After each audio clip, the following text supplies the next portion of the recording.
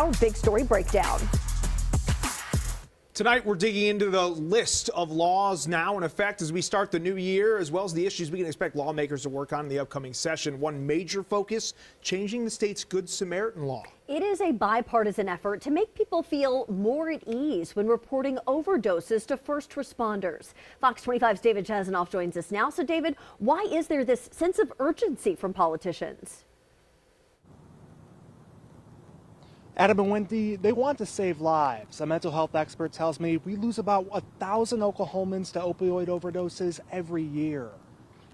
I see this legislation as an important way to turn things around for us. State Rep John Waldron helped write House Bill 2110, which would relax the standards for police intervention when reporting an overdose to first responders. Often, I think people are reluctant to stick around when the authorities show up.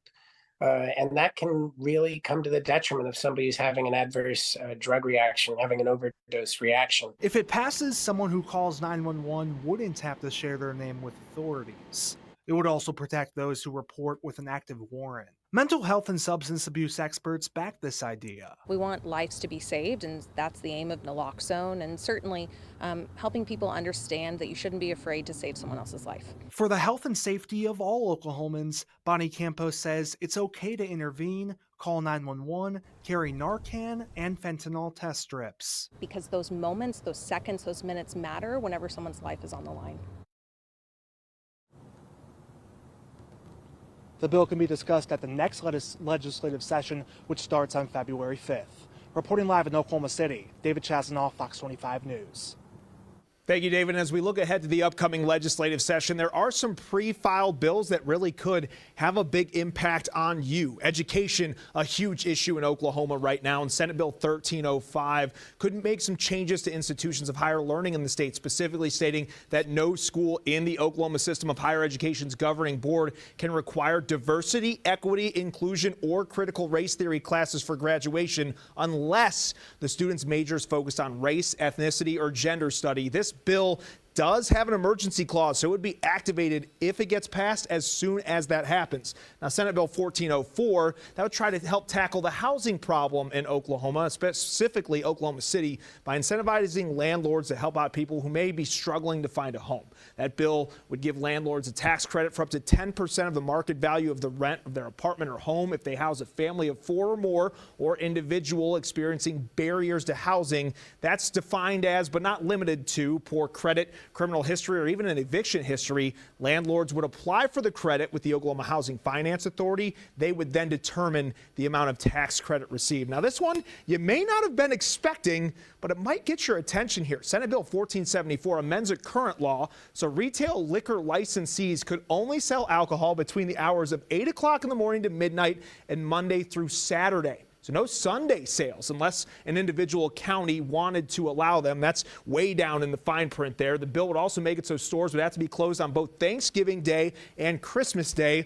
But stores would be able to be open on the days of a primary runoff, or special election, as long as that election doesn't fall on one of those holidays that we just mentioned here before. So there are pages and pages of pre-filed bills already. We're going to track them all session long and keep you up to date on the latest ones that'll impact you right here on Fox 25. Well, for years now, the legislature's been at odds over nixing the state grocery tax, even after pressure from the governor to get rid of it. The issue now back on the table. The president pro tem of the Senate filed a bill hoping to finally get it across the finish line this upcoming session. It's the same exact thing that I've tried to do for a couple of years now to eliminate the state portion of the grocery sales tax. So people will still see a local tax if this passes on groceries, but the state portion, the 4.5%, would be eliminated if this passes. Has not released their version of a grocery tax elimination bill yet, but they have previously voted multiple times to get rid of it. House Speaker Charles McCall has also filed multiple pieces of legislation ahead of the upcoming session involving personal income tax cuts. McCall filed 5 bills, including one that phases out corporate income tax over 5 years, and several that decrease personal income tax for this year and next year. Well, tonight we're hearing from an advocate who's applauding efforts to expand free school lunch. We're also taking a look at efforts to do just that at our Oklahoma Capitol. That's where we find Fox 25's Tom Ferguson. So, Tom, it sounds like there's already some bipartisan interest in tackling this issue. Adam and Wendy, we're seeing both Democrats and Republicans get behind this. Here's a look at what's on the table and what reaction we're getting. Joe Dorman, CEO of the Oklahoma Institute for Child Advocacy, shared his support for efforts to increase access to nutritional meals and take a bite out of childhood hunger. Those include Senate Bill 1220. It would give free meals to students if their household made below 2.5 times the federal poverty level.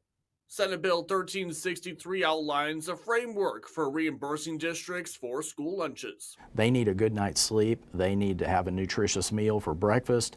They need to have a nutritious lunch. A lot of these families can't afford to pay for that. Dorman predicts school lunches will be a hot topic at the Capitol during the upcoming legislative session. Last year, efforts to expand free lunch access passed in the House but stalled in the Senate, according to Dorman. He said SB 1220 would make an additional 150,000 students eligible. Anytime anyone's looking at the issues that we face with children in school, such as the poor performance, the inability to pay attention, the reading comprehension, all of this can be tracked back to these kids are probably hungry. Dorman also highlighted the issue of school lunch debt that can impact families. He's urging those who are able to donate to help pay down outstanding balances. In Oklahoma, we have a severe problem with poverty. 1 in 5 kids is considered in the highest level of poverty. And both those bills mentioned have emergency clauses attached to them. That means they would take effect immediately if they were to pass and get signed into law. Live at the Capitol, Tom Ferguson, Fox 25 News. All right, Tom, thank you. And a bill focused on protecting schools against gun violence will be up for consideration when the legislative session begins next month. Senator Jessica Garvin filed Senate Bill 1254 to increase the state penalty for carrying an illegal firearm onto school property from a misdemeanor to a felony offense. It would increase the fine to $2,500 and allow prosecutors to seek up to a year in prison. Another bill filed for the upcoming session aims to make our state #1 in the country for veterans, while also addressing the teacher shortage. Senate Bill 1311, or the VET Act, is an effort to attract veterans across the country to make Oklahoma home and join the ranks of our educators with some financial help. There's 200,000 veterans every year that transition from military life to civilian life. And a lot of them are looking for purpose. This covers tuition and fees for those who are going to go to an Oklahoma institution of higher ed and go to a college of ed specifically and become a certified teacher. But this would ask them to serve 3 years inside a classroom. My hope is that we capture those men and women for a lifetime. The bill would also create a revolving fund so tuition money is accessible. Now let's take a look at some of the new laws that are in effect as we start off the new year. One of those aims to weed out bad actors in the marijuana industry. Representative Josh West says his new law is specifically aimed at making Oklahomans safer based on which cannabis products they consume. Fox 25's Capitol reporter Peyton May breaks it down for us.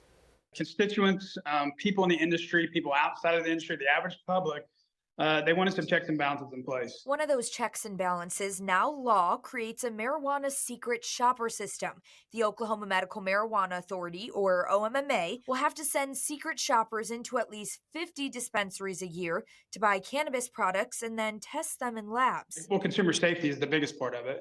And want to ensure that we were keeping the bad actors out. And so it's no different than what ABLE does. When ABLE goes into a liquor store, it ensures that they're following the law. The bill was passed in 2022, but went into effect this week, giving OMMA some time to work through implementing the program. Now, granted, they've had 2 years to figure this out.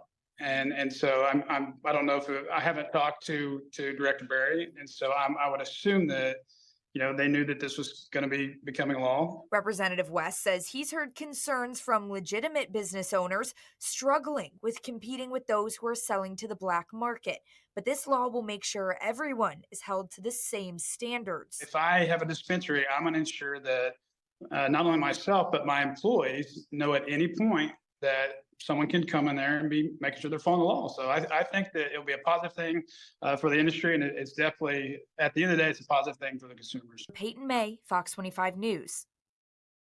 And we have reached out to the Medical Marijuana Authority multiple times asking about this law and how they're going to implement the program.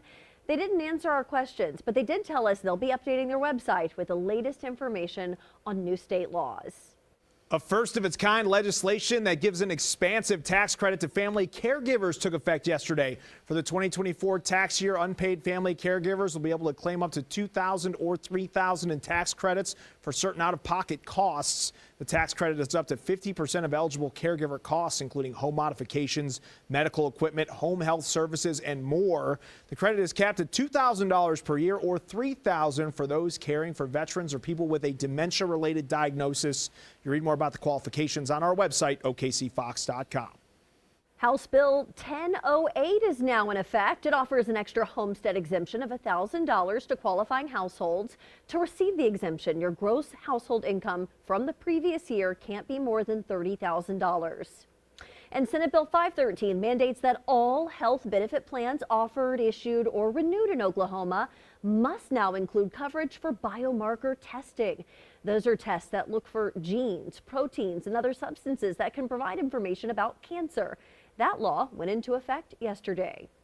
Another law now in effect is House Bill 1950, focuses on voter registration and death data, mandating that the State Department of Health assemble a roster of all facilities in Oklahoma and send it to the Secretary of the State Election Board. It also grants nursing home facilities, administrators, and funeral home directors the authority to forward death notices to the Secretary of the County Election Board.